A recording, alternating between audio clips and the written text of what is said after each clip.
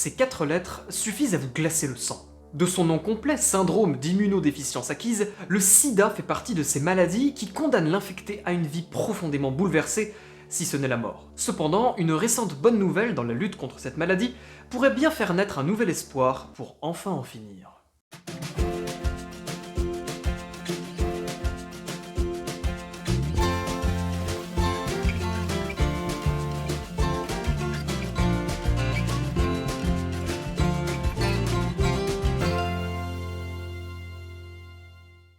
Salut à tous et bienvenue dans cette 11e revue d'actu. Syndrome d'immunodéficience acquise.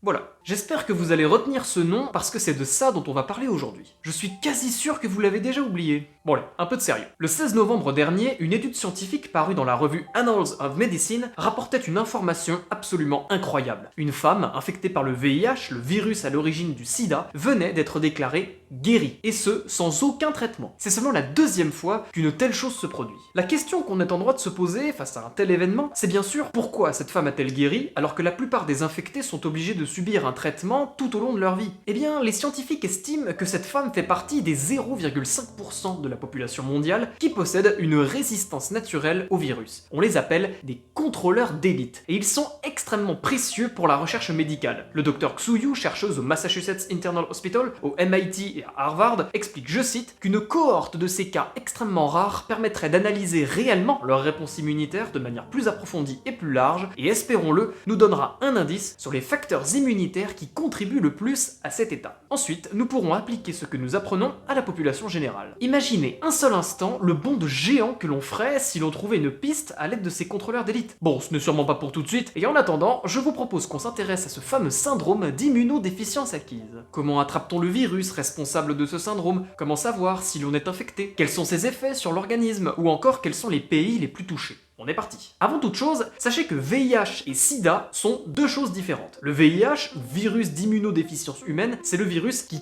cause le sida. Et justement, comment attrape-t-on ce VIH? Eh bien, on a constaté que ce virus était présent dans de nombreux fluides organiques, comme la salive, les larmes ou l'urine, mais en concentration trop faible pour constituer un vrai risque de transmission. Pour trouver le VIH en quantité importante, il faut plutôt regarder du côté du sang, du lait maternel ou des fluides sexuels. Par conséquent, on distingue trois principaux moyens de transmission. Les rapports sexuels non protégés, le contact avec du matériel contaminé, par exemple lors d'une injection sanguine ou d'un tatouage, et le contact mère-enfant, pendant la grossesse, l'accouchement ou l'allaitement. Mais que se passe-t-il une fois que vous êtes infecté? Eh bien, des choses pas très réjouissantes. Durant la première phase, ou primo-infection, vous ressentez des symptômes en apparence bénins. Fièvre, maux de tête, maux de gorge, rougeur sur la peau, fatigue, douleurs musculaires, qui en général disparaissent d'eux-mêmes en quelques jours. Durant la deuxième phase, ou infection asymptomatique, vous pouvez très bien ne rien ressentir du tout. En effet, le VIH peut tout à fait survivre dans l'organisme pendant plusieurs années sans provoquer aucun symptôme. Mais cette impression de ne pas être malade n'est qu'une illusion. Le virus est bien là, et par conséquent, vous pouvez le transmettre. C'est généralement durant cette phase que vous devenez séropositif. Des anticorps sont présents dans le sang, ce qui veut dire que vous avez contracté le virus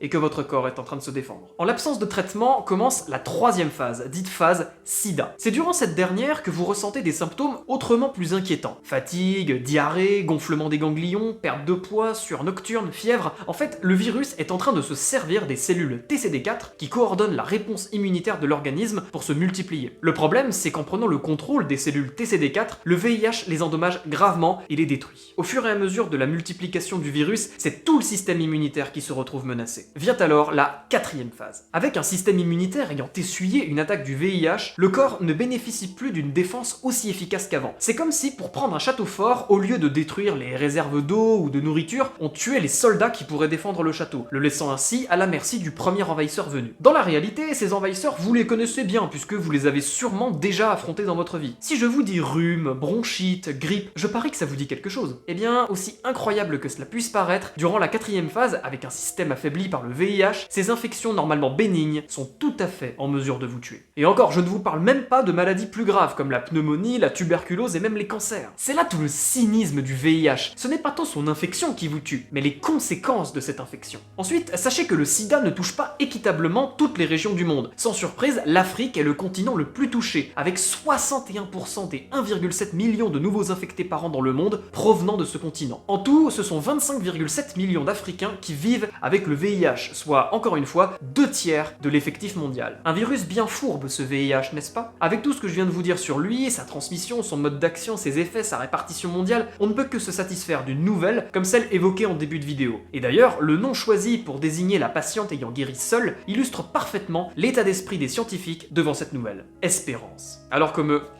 espérons. Et voilà, c'est la fin de cette vidéo. Encore une fois, merci pour votre attention. Vous connaissez la chanson, pouce vers le haut, partagez, commentez, et n'oubliez pas les réseaux sociaux, Twitter et Instagram, c'est important. Quant à moi, en attendant la prochaine vidéo, je vous dis salut!